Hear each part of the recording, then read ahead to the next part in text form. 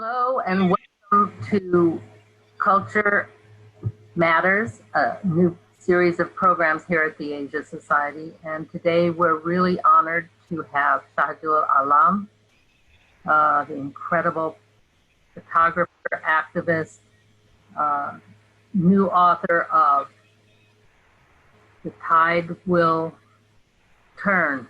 And we'll be hearing more about his work and particularly some of the impact of this particular book and what's going on in Bangladesh right now. And he'll be joined by Ram Rahman, who is an incredible photographer, lecturer, thinker, activist as well, based in India. So this is a subcontinent focus, but it comes at a time where the tide will turn is a topic that I think all of us are thinking about globally, both because of the pandemic, the economic crisis, and Black Lives Matter. The coming together of social action and thinking about the world we live in and how we have needing a kind of, or I don't know if we're needing, we are both needing and activating a kind of collective action. It's a very challenging time, and at the same time, I think has some very positive sides of people coming together. I thought I would start by reading a couple of passages from the book. One, this is from the preface, which is by Vijay Prashad, in which he says, "Governments are afraid of art, the impression of life. Art touches us deeply, moves us to want to do something. It is why artists are so frequently killed or imprisoned. Art is not a mirror held up to reality," said Brecht, "but a hammer with which to shape it. Such is the camera of Shahidul Alam, a hammer." And then further in the book, he talks about the gallery that he and his colleagues have created in Bangladesh. And it's really a place for artists, particularly in photography, to come together. And it's the Drick Gallery. And I wanted to talk about the Sanskrit word Drick means vision, inner vision, and the philosophy of vision. That vision of a more egalitarian world where materially poor nations have a say in how they are represented remains our driving source. And finally, a quote from Arundhati Roy in a letter that she wrote to Shahidul when he was in prison. At the end of that letter, she says, "Dear Shahidul, I believe the tide will turn. It will, it must. This foolish, short-sighted cruelty will give way to something kinder and more visionary. This particular malaise, this bout of ill health that has engulfed our planet will pass." And with that, I want to welcome Shahidul Alam and Ram Rahman. Thank you so much for joining us for, I think, this very important conversation. Thank you, Rachel. Welcome, Shahidul. Are you on? I'm on. Okay. Shahidul, I think, it's interesting that maybe you can begin by talking about how we first met in New York. It's fascinating, actually. I'm not sure if Pedro Mayer is watching. I did send him an invite, but Pedro had invited me to Photographic in Mexico City. It was my first trip to Mexico City. I was very excited. And I was blown over by what was happening out there. But amongst other things, we were staying in the Sheraton, and one of the other visitors was Max Kozlov, the photographer and critic. And we became friends, and Max sort of said, "Look, you have to come to New York. There's some people I absolutely insist you have to see." So on the way back, I went to New York, and I was staying with friends just outside of New York. And it took a while. This was before mobile phone days. But anyway, I turn up, and on this table, there is Max, there's you, and there are Sunil Jana and Raghuveer Singh. I mean, I thought, what a dream team to have around that table. And that was such a brilliant conversation. Sadly, both Sunil and Raghuveer have passed away since. And while there were so many things we wanted to do together, that never happened. But that first meeting was remarkable for me. And I think if we fast forward from that, the most recent meeting was when I was in Delhi in June, largely also to meet the people at AFP, because we were then going to do a show at the Habitat Center for the 25th of August when the Rohingya, it would have been a year to the Rohingyas fleeing towards Bangladesh. And we were going to do this show at the Habitat Center. And while I was there, I also wanted to meet up with Arundhati because our festival was coming up. So she was going to come and speak at our festival. And so those were the things. And I think we met in the swimming pool. Yes. And you said, yeah, there were all these young photographers here that evening from Rang, about 7 of them. And we all jumped into the pool, and Shahidul said he hadn't been into a pool for like 40 years. Something of that sort, yeah. Anyway, they were all very excited because, they keep talking about it even now. They were so excited to meet you. And then, of course, you got arrested like 2 months later. So they got even more excited. They said that, maybe he shouldn't come into your pool anymore. I mean, of course, that was not why you were arrested. But I think, Shahidul, the bringing Sunil Jana into the conversation in that first meeting is so important, because here is this major photographer who goes back to pre-partition days and in fact was the most important photographer in India. And of course, he was from Bengal and a member of the Communist Party. And that whole history has been so important for us and for you. Because of course, the connection is pre-partition days and the struggle for independence from the British.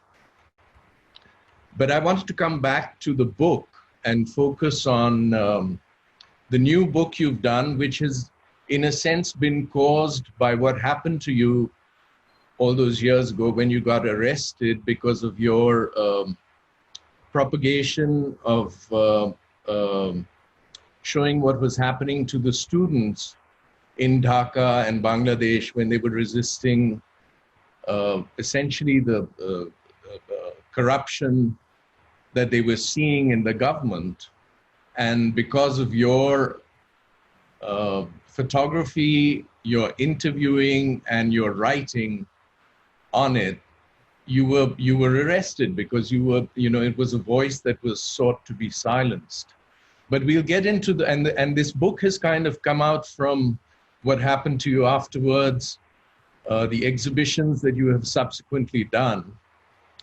But I also find it very interesting because the book actually, first of all, has a very large amount of text. And I think that's important to discuss because, of course, there are photographs, but the text is a very important part of it, including the introduction by Vijay Prashad and Arundhati Roy, who writes at the end, and then the very long text that you have written. And I'm just going to read a paragraph to put into context the formation of Bangladesh and what happened culturally, and I think it'll bring up some issues. So this is from your book, the section called The Depoliticization of Culture. Questioning is a crime. And I quote, "Culture has played an integral part in both the birth of Bangladesh and the establishment of its national identity. While we are all Bangladeshis by definition, not all of us are Bengalis or Muslims. The occupying Pakistani army justified the genocide on East Pakistanis by alleging we were Hindus or not Muslim enough. Our struggle for independence involved a cultural coalition where we were able to put aside these differences. Our resistance songs were in Bangla.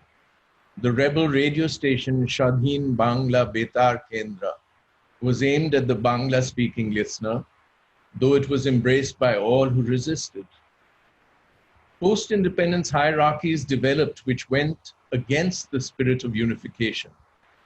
The double whammy of being neither Bengali nor Muslim became a unique burden for the Paharis of the Chittagong hill tracts, and successive governments have tried to usurp their rights by a deliberate strategy of army occupation and displacement by the state-supported settlement of plainland Bengalis on Adivasi land. A deliberate mechanization of the depoliticization of cultural players, once radical champions of the rights of ordinary citizens, has led to their co-option into a regime where they can no longer see even the obvious indiscretions of what has now become, in effect, a police state.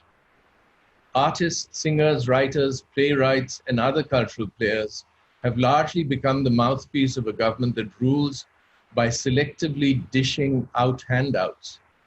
A media that is, with notable exceptions, a PR outlet for blatant government misrule, seems incapable of seeing the difference between propaganda and news. Numerous problems arise with working in this political space. As a Bengali, I have identified with the struggle to speak my own language, but given Bangla hegemony, do I lack legitimacy to campaign for the rights of Hill people? Why must women artists get ghettoed into working exclusively on women's issues? Where do I position myself as a man within the feminist movement? Does being straight or queer affect how one's position is interpreted? One does not have a choice over one's ethnicity or family upbringing, and one does not need to align oneself to a political position in order to justify the right to exist. So I think this is an important text, and maybe you can take off from this, Shahidul, and relate. I think it brings up, very crucial points, which you see structured through the whole book that you've done. And I would love you to hold up the book and talk about it and the publisher and how it's accessible. Okay, well, yes, that's a good question. I was looking at that time, and Rowley Books are the ones who are meant to be distributing it, but on their website, the book isn't listed because they only list their own publications. It is available on India Amazon, but it's $70. I know, Rachel, you bought yours for $40 or $45, but the book actually sells for $30 on the Tidal website, and it's free shipping worldwide. So certainly people should go there, but this is the book. And I should, while I'm showing that, also talk about it, extending from what you say about the reasons for the book, because my partner Rana and I, we had been talking about the issues. Obviously, we live this space. So, and I'll read a little bit about that, the arguments behind it. They all stayed silent. The outspoken dissidents and vocal critics who had been picked up by the security forces refused to utter a word upon their release. Little did I know I would be testing it out for myself. Over the 100+ days since I was picked up, tortured, detained, and jailed, I saw firsthand the tyranny of an autocratic regime, the resistance of a people and the hypocrisy of nations that talk of democracy and freedom in their rhetoric. In what has been one of the most powerful global campaigns in recent times, celebrities, Nobel laureates, and ordinary people pooled resources to pressurize an indignant regime into releasing a photographer and a human rights activist in a small country. It was a people's war whose triumph needed to be celebrated. And that people war thing has come up so many times. I mean, I remember working on the book with Kunda Dixit in Nepal, where after the Maoist movement, they brought out a series of 3 books on that. And we seem to have forgotten our own strength. And artists in Bangladesh have played such an important role, pre-71, even post-71 to an extent. But today, we've come to a system where it is the silence of these people that, for me, is more worrying, in a sense, than what the government is. Governments do this everywhere. You know, you're out there, Rachel, you know what's happening in the streets in the United States right now. We have what's been happening in Delhi for the NRC and everything else. But what people forget, and ironically, India, Bangladesh, and the United States are all labeled as democracies, which is bizarre when you see how these nations actually operate. So that was what led me to doing this book. And quite honestly, we were wondering what actually happens to people who get arrested. I didn't realize I was going to be the guinea pig. And in fact, the day I was picked up, I was sitting literally here in front of this computer. So I need to be a bit watchful about what happens later on tonight. Today, I know. Well, Shahidul, maybe we can get into looking at the images and getting into the stories of that. So that's actually a picture taken on the night of the 4th of August. That's in Jinjira, which is just down the road from here. 4th of August, which year, Shahidul? Sorry, thank you. 4th of August, 2018. See, what had happened was on the 29th of June, 29th of July, 2018, two young students, Rajib and Mim, they were standing outside their school and a bus ran them over. They died, 11 other students were injured. And of course, everyone was up in arms. And it has happened so many times before. And the students came out in protest, but they did something very remarkable. They started managing the streets so much better than the government had ever been able to handle. And they found that police cars did not have licenses, police drivers did not have licenses, ministers' cars did not have fitness certificates, and all that sort of thing. So they made sure that VIPs didn't get priority. They made sure ambulances were able to go. They made the system run in a way the government had not been able to. But then this became a very big movement, a phenomenal movement. And people had their backs against the wall. So when the students took this position, everyone else came on. And then maybe we should go on to the next picture. Stay there, that's okay. Yeah, or you can stay there. I'll just mention the last picture was taken from inside a hospital. I was hiding inside that hospital from the window. I'm taking these pictures. Across the road is the government party, ruling party's office. And so that had become a war zone. And I was inside this hospital where the injured people were being taken in.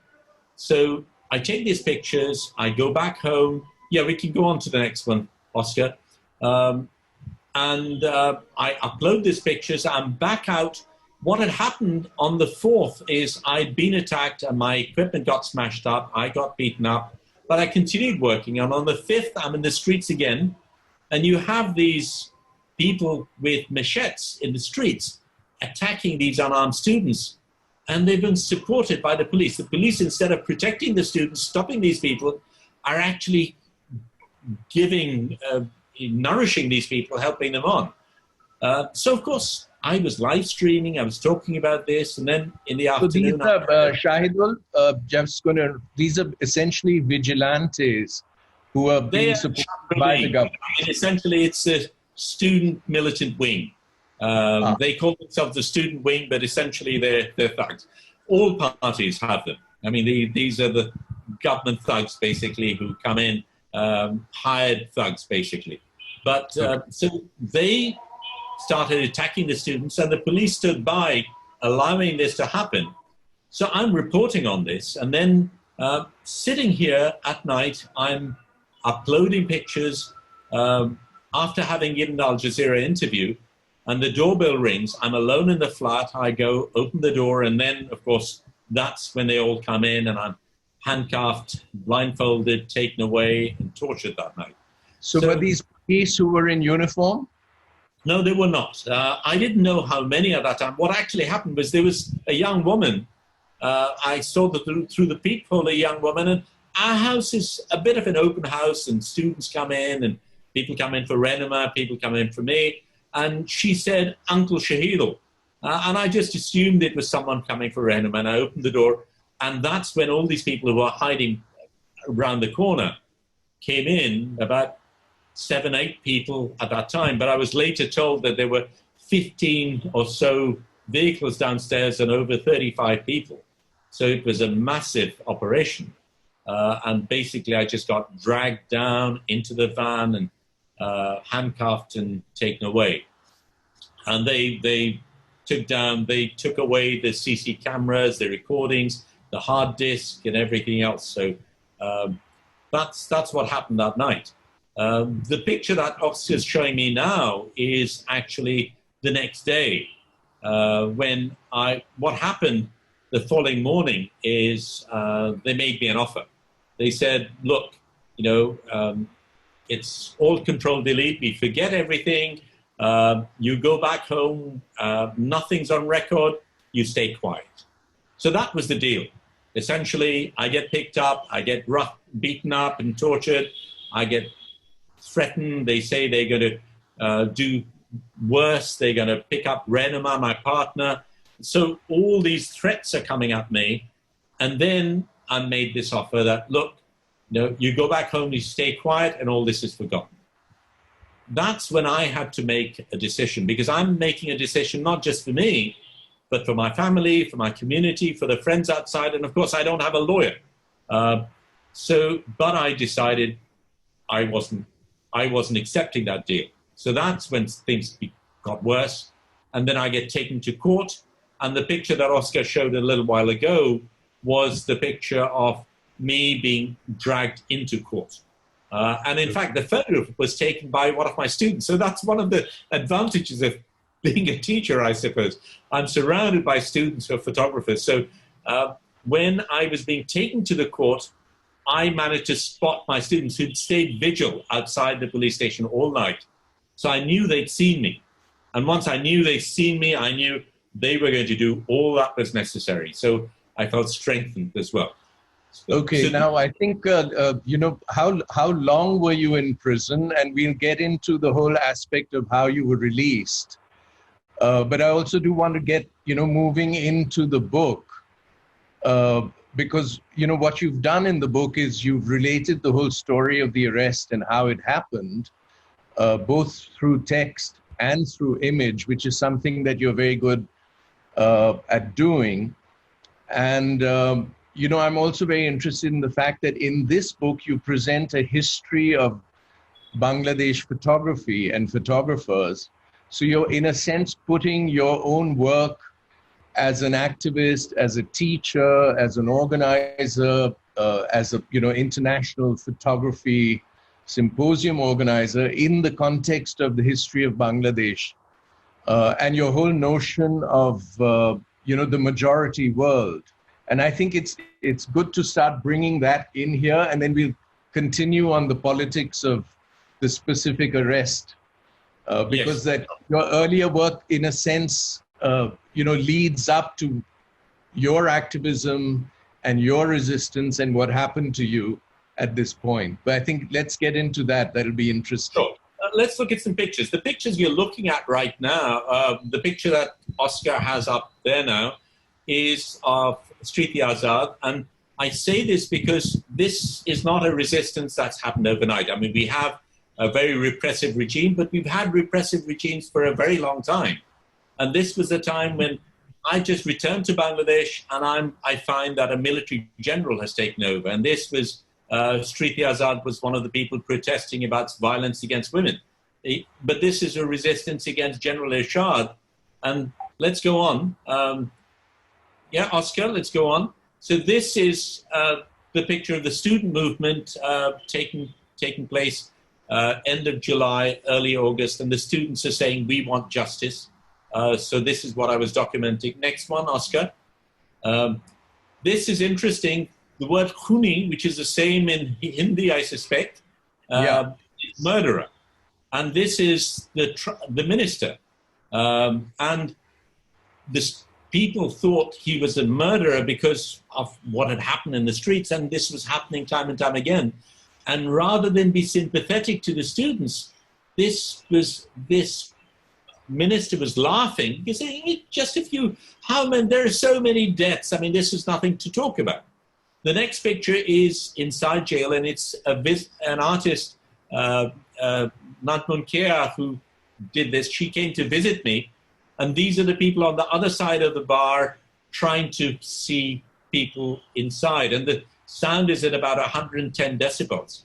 This picture is by a fellow prisoner who came to see me, and later on I was given division status, which is a sort of higher status prisoner, if you like, which meant I had a bed rather than sleeping on the floor. But my fellow prisoner came in to visit me, sneaked in, and he was an artist, so he drew this sketch for me. Yes. Now, this is a picture that for me is very important. I was in hospital, inside the prison, and some of the prisoners, one of the things we wanted to do was to see if the lives of prisoners could be changed in some way, if we could change the environment we were in. So they wouldn't allow me a camera, for sure, but we were able to convince them to allow us to have paintbrushes and paint. We managed the funds, so all they did was give us permission. So we got this stuff in, and we started painting these murals of prison life and things like that. Let's stay on that last one a little bit, Oscar, because it's important. So the prisoners come in. The last picture again, Oscar? Yeah, thanks. The prisoners come in and say, we want one of your pictures. And we managed to get one of my books in, and there was this picture, which is quite a well-known picture. It'd been published in National Geographic and The Guardian and many others. It's quite widely circulated. So when I come out of the hospital, I see they painted a 12-foot mural of my image on the wall, the outer wall of the hospital, which is still inside jail. So today, there is this picture still inside jail, which was done in my memory. And, while I'm very proud of the way this picture has been used, the fact that my fellow prisoners have painted this and it still sits inside Karanegon jail is very special to me. Let's go on. This one is based on my niece, Sophia Karim, is an architect and an artist. And we talked about what we might do. I now have a show at the Rubin Museum in New York. And as part of that, we want to do a 3D rendering of my time in jail, because obviously I didn't have a camera. I couldn't take pictures. So rather than rely on Google Earth maps and things like that, we decided Sophie would interview me and design things based on my memory. And this picture is actually of me standing by my window because I was feeding my sparrows. And there was a mosquito net which I took down because I needed friends. And these sparrows were my sign of freedom, in a sense. So I started feeding my sparrows, and we became friends, and they would flit into my cell, and that was a section. This moves on to what you were talking about. You see? Now, 1 second, Shahidul. The exhibition at the Rubin is still on the walls, and as far as I know, the Rubin is possibly going to reopen in July, and the exhibition is going to be viewable for anyone who is in New York. Absolutely. Well, the show started in November and was meant to end in May. And then, of course, we had this in between, so it closed down. But they've now decided to extend it till September. So the show will be there July, August, September. And then it's going to Wrightwood in Chicago, and then Asia Society in Houston. So U.S. visitors will get a chance to see it. Oh, great. But this picture, it talks about the Bangladesh Photographic Society, which is the largest photographic community in the country. It was essentially a camera club. And I was president of the Bangladesh Photographic Society for 3 terms. But these were very important people. Bijon Sarkar, who's passed away, sadly, Chanchol Mahmood, then Rashid Talukdar, whose picture comes up later, and Manzur Alam Beg, who's the big teacher, guru of photography. So I started writing about the photography of Bangladesh, because that's another thing that has happened in the history of photography, mainstream history of photography. Nothing outside Western Europe or North America exists. So Indian photography, our photography, does not exist. This picture by Rashid Talukdar, who was the second from the right in that previous picture, he's the greatest photojournalist we've ever had. Rashid Talukdar is second from the right. Let's go back to the other picture, Oscar. So that picture was taken on the 17th of December, 1971. What had happened was the Pakistanis were about to surrender. Before they surrendered, they gathered the leading intellectuals of my country and basically killed them, and these were the bodies left in the killing fields. We didn't know at that time. We got independent 2 days later, and then on the 17th, this is what Rashid Bhai came across. And it's an incredibly powerful image, very beautiful in its own way, very haunting. But interestingly, not in the Century book, not in any major book of photography does this picture exist. This is a part of photographic history that has just been obliterated. So we published it for the first time in our calendar in 1996 for the 25th anniversary. And then we decided, when we had the first festival of photography, Chobimela, when we were going to have it, this was going to be one of the key images. And the next picture coming up, it was also one of the pictures. Now, this was also taken by Rashid Talukdar. It's very similar to a picture that Michel Laura and Horst Fast took, which won them the Pulitzer. This particular picture was never seen by the world for several reasons. One, because Rashid Talukdar himself was too scared that publishing this picture would be like signing his death warrant, because this were Bangladeshis taking revenge, and that's not meant to have happened. All wars do terrible things, but we present very sanitized versions of our history. So when I showed this picture, or wanted to show this picture at the National Museum, the minister rang me up to say this picture had to go. So we decided to pull the entire show and show it elsewhere. And this is something which came up later on. This is by Abdulhamid Rahan. He's someone we hadn't known at that time. So through this process, we've been discovering our own photographers as we've gone along. So the children among the shells, this is a very important part of that history, and this is quite interesting, because when you think of the people who'd been to Bangladesh in the War of 71, you've got Mary Ellen Marr, David Burnett, Bruno Barbe, Mark Ribu, Raghuveer Singh, Raghu Rai. Raghuveer Singh's pictures have never been seen by Indians. Rashid Talukdar. It was a who's who of photography, but the war was forgotten. It never appeared. There was no major exhibition. There was no major publication. And I get cynical sometimes, and I tend to think that maybe this had to do with the fact that we got the timing wrong. We became independent too close to Christmas. 16th of December, in non-digital days, when all the layouts for Christmas had been done. We can't dislodge Christmas. And by the time Christmas and New Year is over, it's old news. So one of the most phenomenal historical moments of the 20th century just get forgotten. Let's move on. So this is interesting. We did the resistance shot. I mean, everyone knows about Tahrir Square, but the resistance in Bangladesh is something we wanted to talk about.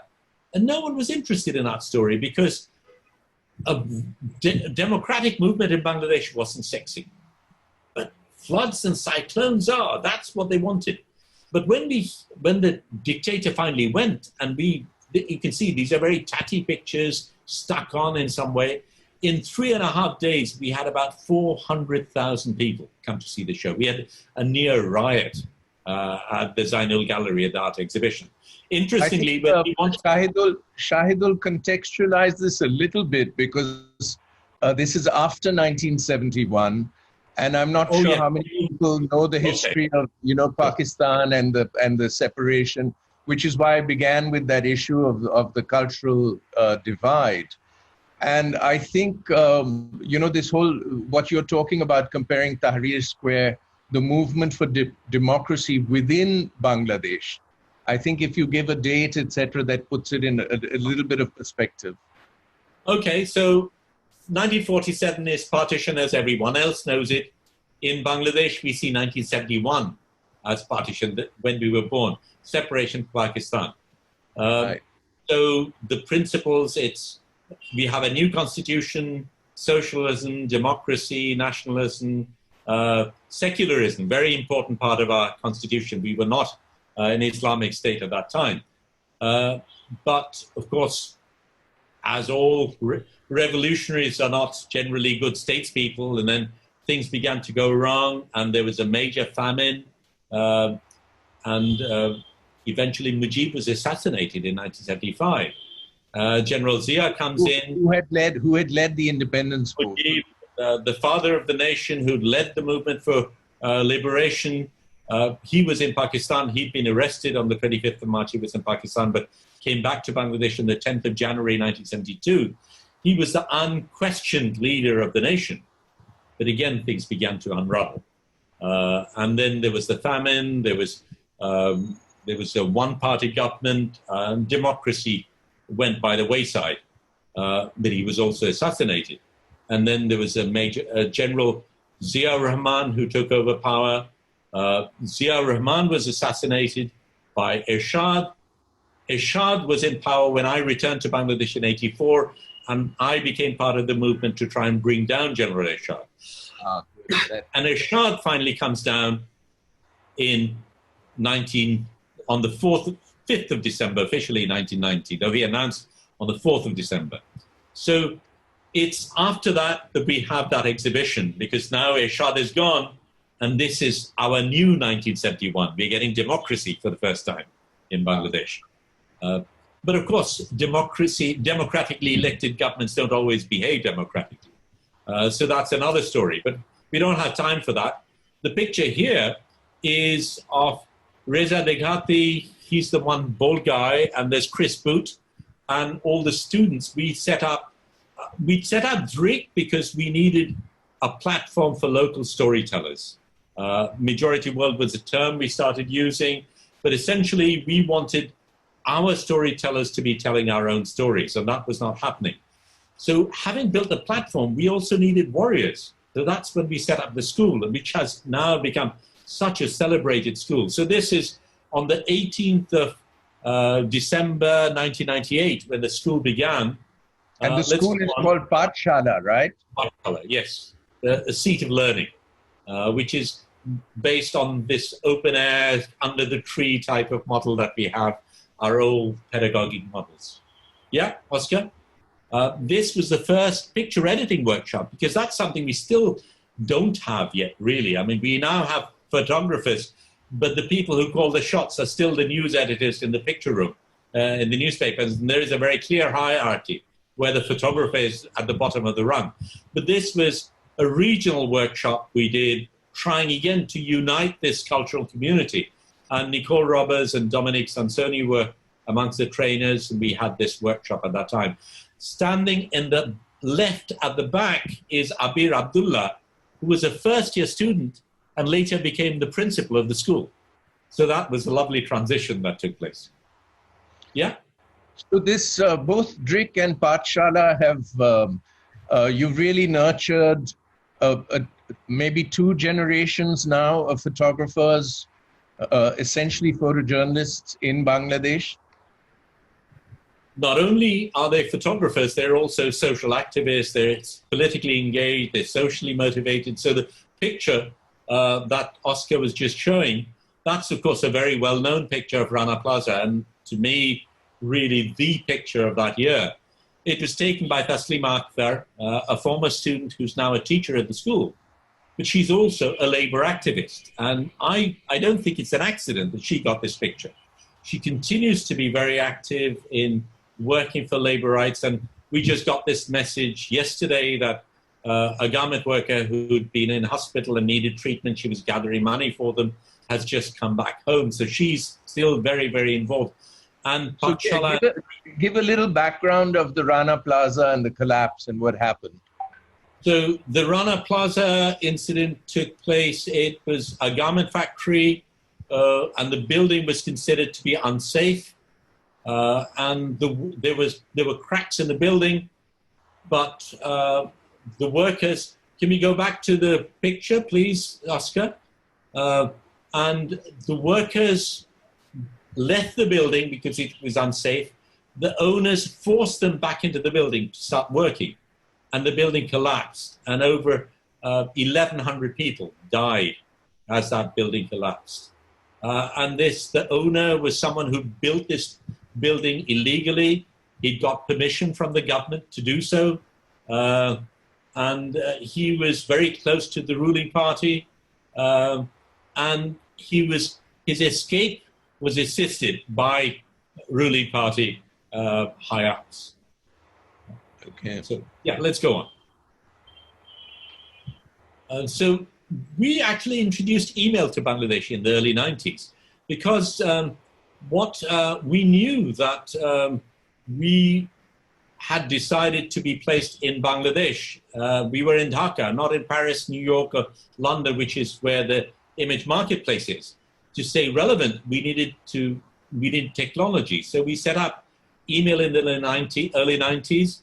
And then when we started Chobi Mela, I think this is the third Chobi Mela, where we invited Noam Chomsky to join in a video conference. And there's Maheshwar Devi, the Indian activist and writer, who's in Dhaka with us, and we're having this video conference. And it might well be the first photo festival which staged a video conference. So that was how we were being international as well.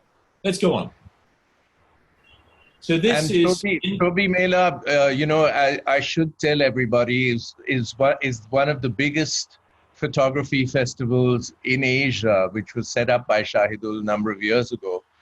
And it's a kind of festival that we actually haven't been able to pull off even in India over all these years. So it's a hugely important initiative for South Asia. Thanks. So the next picture is inside the DRIC office, and it's the Bhutanese ambassador, because we were talking about majority world, and at that time, we wanted to reach out to the lesser known countries. So we invited the Bhutanese High Commissioner to come over so we could see work by, at that time I'd never seen a photograph by a Bhutanese photographer. And on the back is Sherilyn Lowe, a Chinese Australian who came and joined as our photo librarian. She'd seen news about DRIC in a magazine in London and came over to Dhaka to see me to say, I want to work in this place.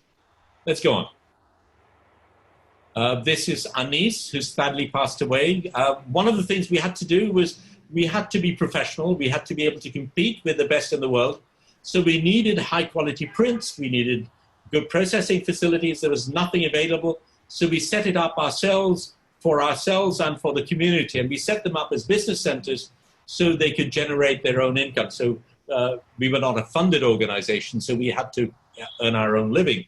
But Anis became one of the finest printers I've ever come across. Sadly, he's passed away. But this was our early darkroom. The first darkroom actually was my bathroom, which got converted into a darkroom. But this was a proper darkroom later on. Yes, Oscar. This is another story, because one of the things we did was, while we were questioning the monopoly that white Western photographers had in terms of telling our stories, we began asking our own questions, questions of ourselves. The fact that I'm a middle-class, male, heterosexual photographer photographing in my community. There were many marginalized people in my own community who got left out. So we felt that we needed to address that as well. So we started training working-class children. And this is the first workshop we did. And on that chair is a milk powder tin, which is a pinhole camera I made for them. This is the first photograph they're taking. And one of the kids, Brishti, next year is going to go to the UK to begin her PhD in law. And several of these, they're all established professionals. Two of them run our gallery right now. Yes, let's go on. So this takes me back to what we were talking about in terms of the depoliticization. This is the Chittagong Hill Tracts, which used to be largely populated by indigenous people. The word indigenous can no longer be used. It is illegal to use the word indigenous according to my constitution today. But these are low-level settlers who've occupied that space, and essentially it's a process of ethnic cleansing through which the Paharis, the indigenous people, have been butchered, and it's a quiet genocide that people don't know about. A bit like what's happening in Manipur and other places in India. Yes, Oscar? So one of the things that happened, and I'm conscious of the time, so I'll speed up a little bit. One of the things that's happened is when I did my show on the resistance to Irshad, of course, I couldn't show the work. It got censored. And the art college wouldn't show it. But eventually we hired a small place and we were able to show it. It was reviewed by the wife of the minister I was critiquing in this show. And I was very intrigued at how a show that was so critical of this minister gets reviewed in this magazine. But then what they did was very clever. They talked about the artistry of my work, my poetry, the lyricism of the work, the quality of my compositions, the beauty of my prints, totally bypassing the politics of the work. So I decided my later work, I would not allow my politics to be separated from the work. So when I'm doing this work, which is about a woman called Kalpana Chakma, who was an indigenous woman who was picked up by the military on the 12th of June, 1996, that's never been heard of since. These are portraits of the people who've continued the fight for her justice. But rather than printed conventionally, I use these straw mats, which essentially are the only furniture that the Paharis have. And in the last conversation she had with her abductor, there was an argument about the fact that the army had burned their villages. So I decided to use fire to produce the images. And I talked about the garment industry. So I used a laser device used in the garment industry and a sophisticated algorithm to actually burn charcoal into these straw mats to create these images. So as you read this image, there's no way you can detach it from the politics of the story. And that's how I've continued. Yes, please, Oscar. This is more recent. Again, an indigenous gentleman, Pratap. He and Cholis Richil had been picked up by the military. This is more recent. This was during the caretaker military government in Bangladesh. And they were both tortured. Cholis was brutally murdered. Pratap actually managed to survive. So now I'm no longer, because of the current situation, I'm not able to move around as I used to do. I don't use a SIM card because I get tracked. I don't go out on a bicycle as I used to do. So I have to work differently. And what I'm doing now is a story on survivors of torture. And this gentleman is one of them. And together we revisit that time and I try and photograph them as they remember that moment. Next, please. This is a picture by Penny Tweedy. This takes us back to 1971. And one of the reasons this is very important is, Penny Tweedy was a very different photographer. She committed suicide herself later on, sadly. But this picture is of an ordinary village woman taking care of her kids. She's a fighter, but she's also a mother. She's a wife.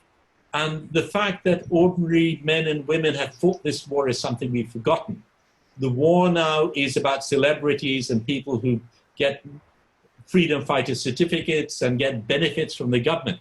These are people who we've forgotten. Yes, Oscar. Marsha Devi, the picture at the back is about extrajudicial killings, Crossfire. And this again is a show that the government closed down. We took the government to court and we were able to get the show reopened. But at the opening itself, because we were not allowed to get into the gallery, Marshita, and there's Nurul Kabir at the back and myself here. Nurul Kabir is the most outspoken journalist, one of the few brave journalists that we still have, and a newspaper, New Age, that is still outspoken.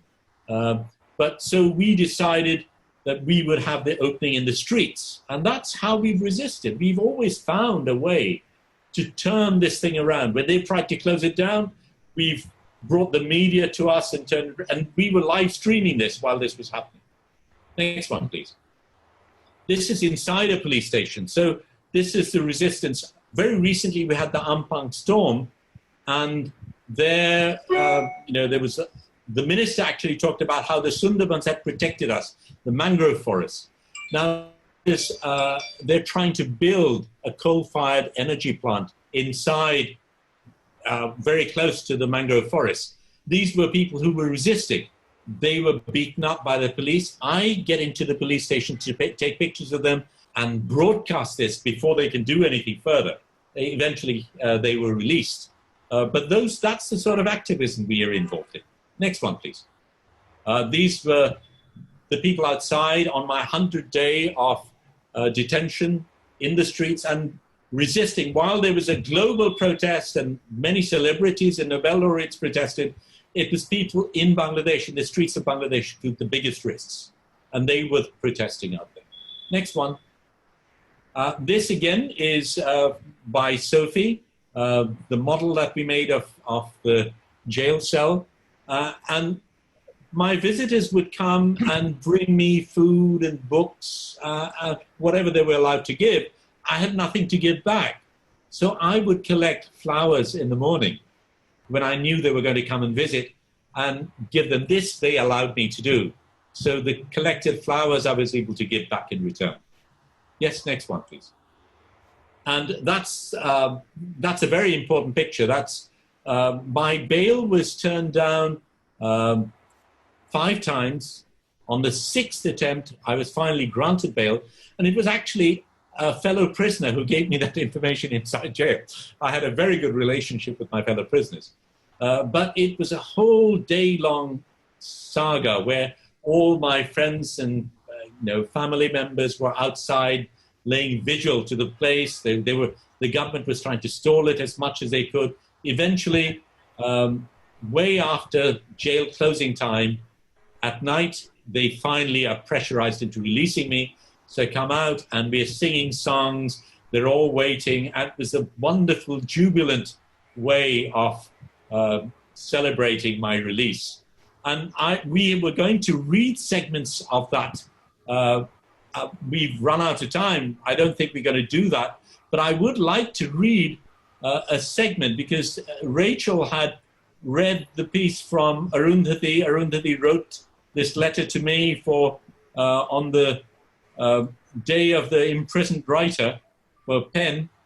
She wrote that letter to me on that 100th day, which was sneaked into me while I was in prison. But I came out and then I wrote a letter to Arundhati in return. And maybe we can end with reading that letter.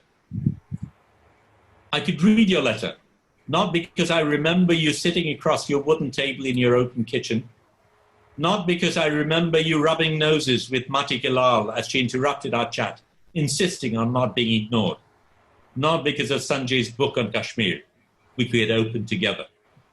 My reading relied on our shared legacies, on our collective griefs, on the struggles we both face as autocrats rule our lands. You have Kashmir, and we have the Chittagong Hill Tracts. Even after bail was granted, they had tried to prevent my release. We triumphed in the end. And we held hands and sang songs as I left the jail gate. The case still hangs over my head, and the threat of bail being withdrawn is a threat they hope they will silence my tongue, my pen, and my camera. But the ink in our pens still runs. The keyboards still clatter. At 1/25th of a second, the shutter still turns. But yes, Arundhati, the tide will turn. And the nameless, faceless people will rise. They will rise against the entire state machinery. They will rise as they did in 1971. They who never clamored for Mukti Jodha honors, who never claimed benefits for their children, who never wore mujib coats in public. They, their children, and their children's children will rise to bring back the core principles they'd fought for. Ah, great. Thank you, Shahidul.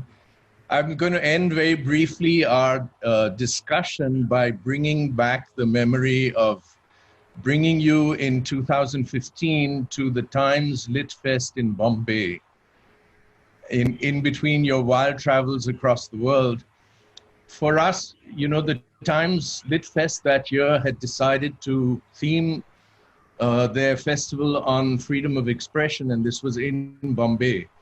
And I was invited as a representative of SAMAT, the Safdar Hashmi Trust, which, as you know, is a big activist group of artists, actors, theater people, musicians. And a common ground, Riket Pachala and SAMAT. Right. It's, it's sort of a parallel resistance organization here, which is quite big.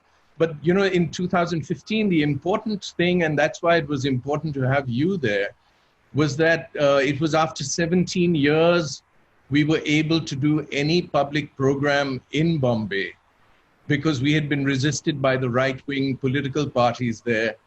M.F. Hussain, the artist, had been exiled from Bombay, ended up, dying in London as an exile, our most famous artist.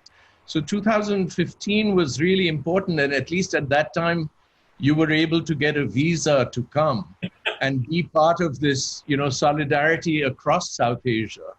And of course, afterwards, you were refused a visa, I remember last year, because of, political solidarities between fascist regimes. So thank you for this great presentation. And I hand over to you, Rachel, if there are discussions and questions that you would like to bring in. Thank you so much. This has been extremely moving. And I do have a couple of questions that have come in over the website. One was that this is a kind of global movement.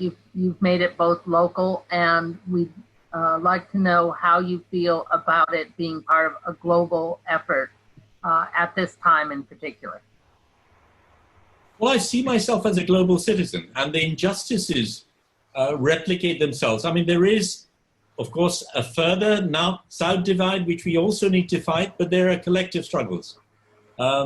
What happened to George Floyd happened in Bangladesh very recently. There was a policeman who, with his knee, killed a person in a village in Bangladesh. And again, that policeman is out there and justice has not been done. So there are huge solidarities.